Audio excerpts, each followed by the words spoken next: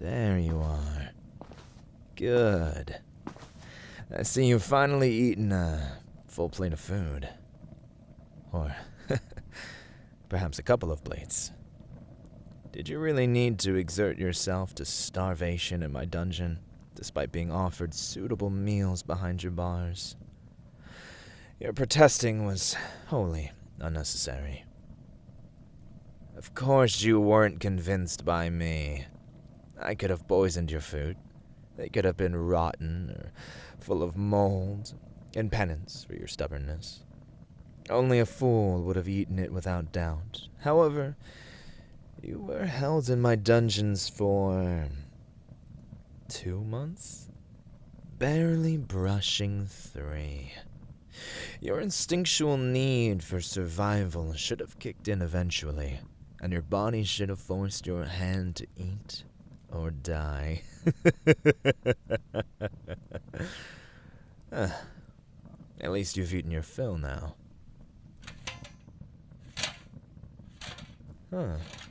Good.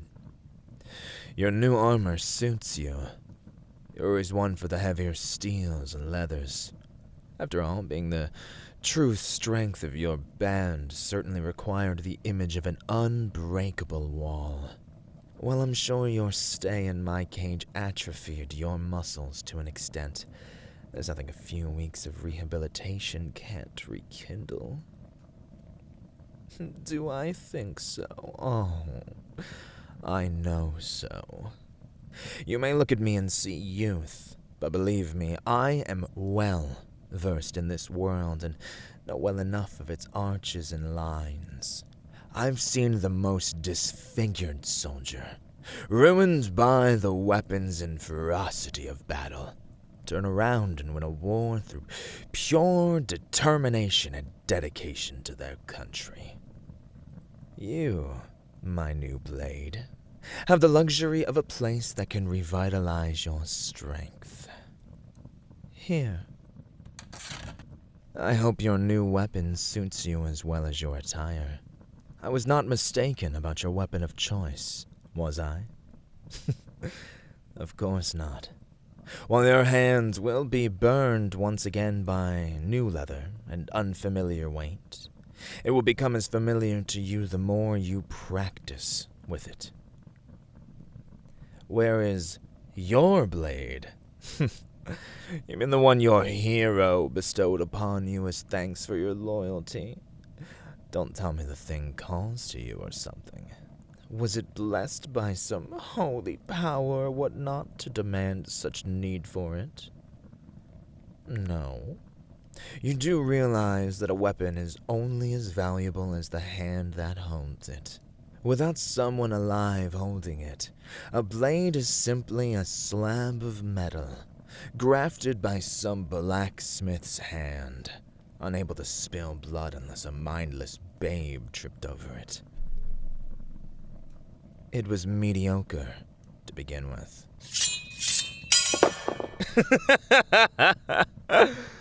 Oh, your strength and speed are much to be desired.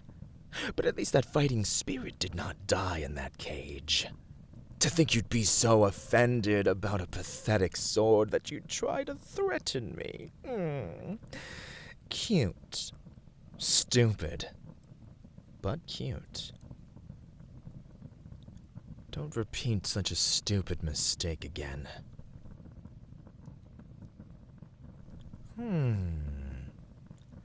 If you really want to know what I did with it, take up that blade again. You know, the one you just tried to threaten me with.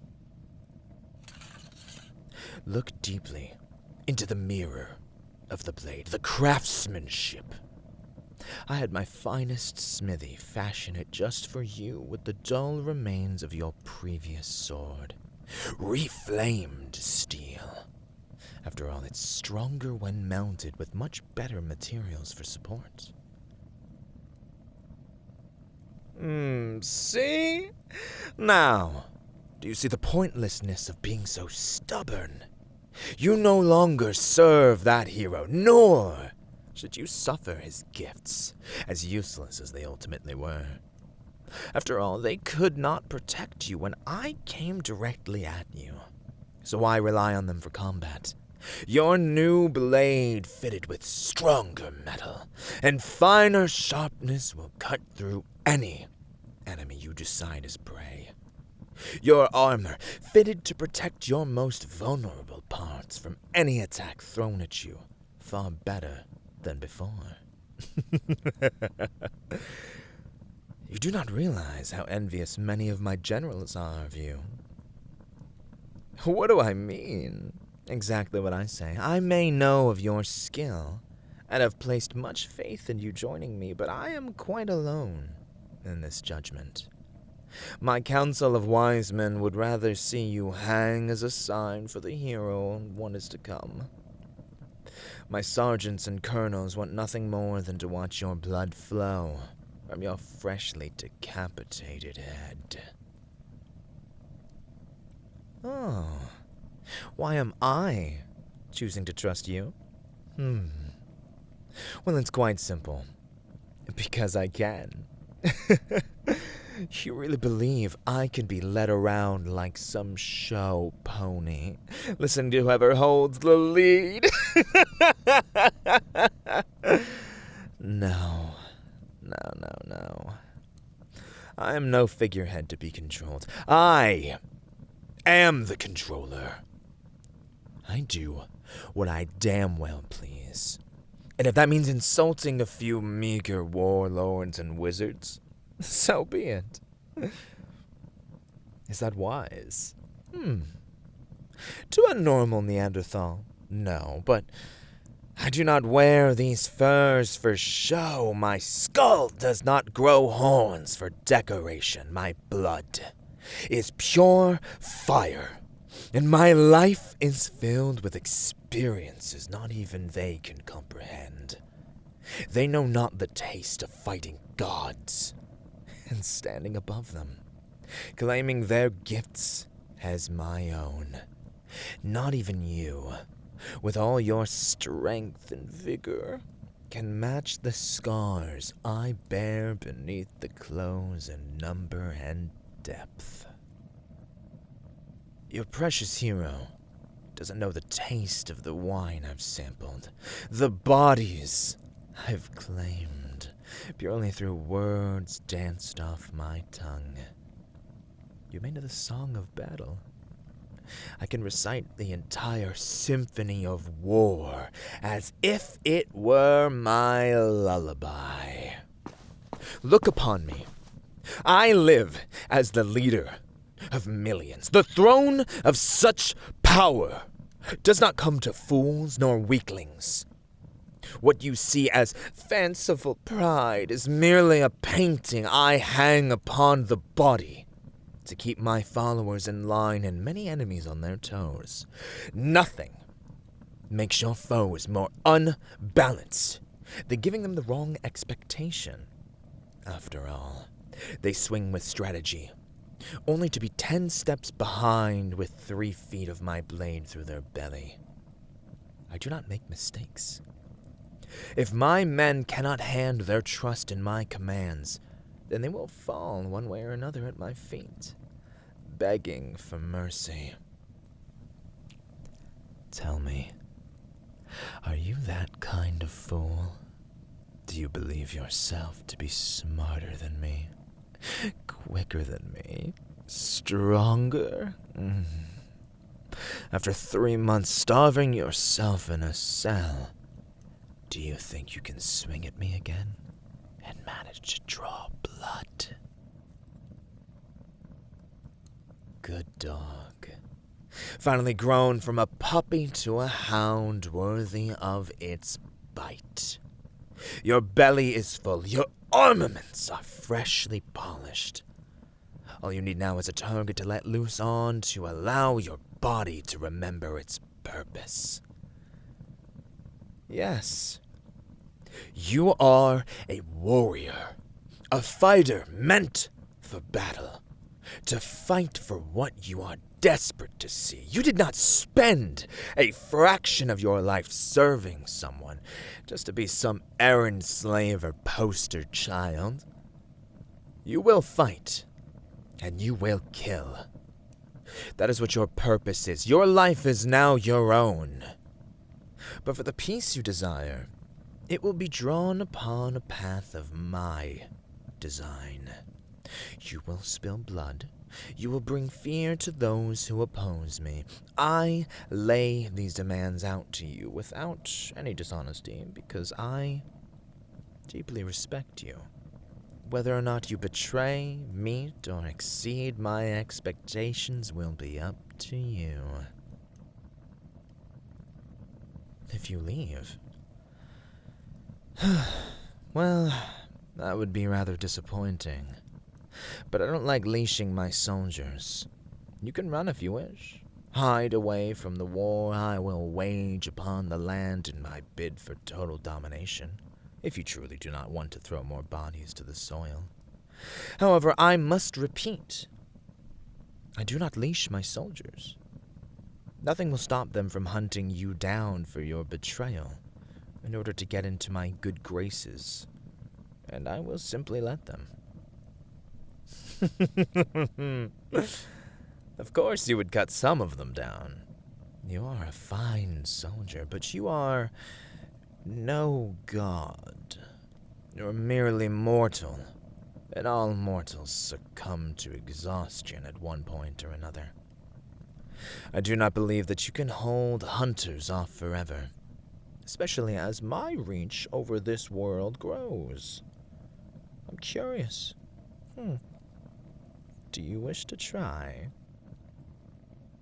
Oh, I thought not.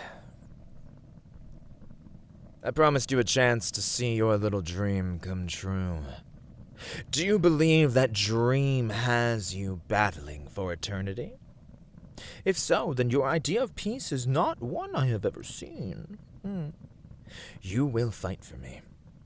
Then, when I take it all, you will be rewarded with rest, freedom, to relish in the new world you will have helped shape.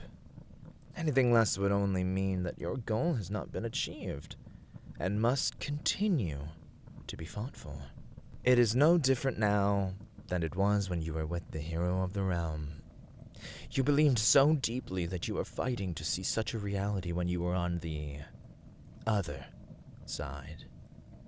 Is it truly not possible for you to imagine it under my banner? Really, it's hard to imagine it. Pity. It's going to happen whether the world wants it or not. So, it can be as hard to picture as you wish it to be. Only you can determine the difficulty of your ability to aid that goal. Why am I doing this? Well, that's a question. Why does anyone want power? I've told you already, I want control over everything. With control comes the design of order, and tranquility that those beneath me cannot fathom to organize on their own. It's not hard to imagine this world benefiting from such an iron hand, regardless of who's wielding it. You don't believe me. I've come this far to achieve my ideals. I do not need to prove anything to anyone. I simply need to make my demands known and for it to be accepted and obeyed without question. Life does not need to be as dramatic as you seem to wish it to be. Or did you truly expect me to be some sort of extravagant diva with a tragic backstory? Oh, woe is me. My mother and father abandoned me to the wilds where I was raised by such unlawful toad men. I ate only mushrooms and eggs until I finally ran away and took up to mugging adventurers over bridges. It was there I found my purpose to rule the world as a pathetic urchin, undesirable by their own birth parents. Blech! Boring, drab, and not even that dramatic, in fairness. However, I did not have such a tragic life when I was young. My parents cared enough about me to keep me fed, and I was taught well enough how to defend myself. I saw the world for how dreadfully dull and chaotic it was, and simply decided to make myself its ruler. Simple as that. No fuss, no tears. Just simple ambition that became a plan towards a goal. I dare say that I've done quite well in making strides towards it. That look on your face. Oh, I don't like it. You still have doubts, and it annoys me. Is it truly unrealistic to you that I just simply want world power because I can? Or must every action I take come from some sort of past purpose or motivation? That, my sharp-toothed hound, is quite a small view. It may be easier for your weakened brain to attempt some sort of reasoning behind my commanding march upon the land, but needing such desperate reasons for moving forward is beneath me, and will always be beneath me. People like you may need some sort of trauma to push yourself out of bed. But I am not like you. I am above you. Just like I am right now in the physical plane. To have need for such weak motivations makes one no stronger than a stubborn brat who needs to be kicked in their crying little face until they bleed.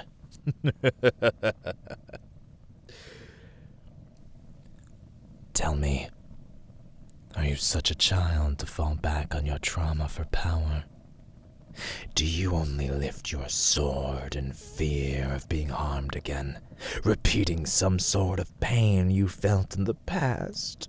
Was I wrong about you? No. Then do not use the past as a reason for anything. Your eyes are forward for a reason. If scars paint your back, they still will never be seen, unless you make the effort to try and view them. It is wasted effort, for your eyes will not make them go away, and having them clutter your mind will only distract you from going the distance. Leave pathetic excuses where they belong, and find your footing in the present. Only then will you grow in much grander ways.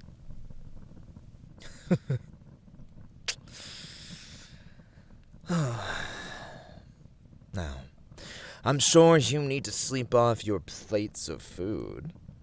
When you awaken, there is a courtyard my soldiers can point you towards. Train there. Recall your battle technique. You'll need it when you return to the battlefield.